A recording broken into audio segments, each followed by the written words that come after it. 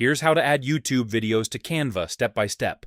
If this video helps, please like and subscribe for more quick tutorials. First, open YouTube and find the video you want to embed.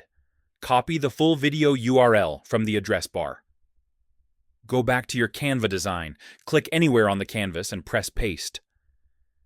The YouTube video will instantly embed. Resize it and move it just like any other element.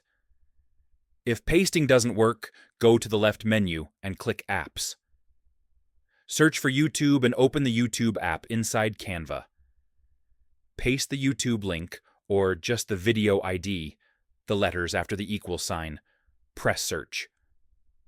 Click the video, and it will embed directly into your Canva design. You can resize, rotate, add borders, frames, or design elements on top.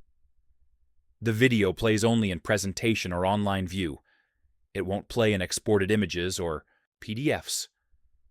Perfect for presentations, pitch decks, online lessons, and shared Canva links. And that's it. That's how to embed a YouTube video in Canva. Subscribe for more Canva design tips.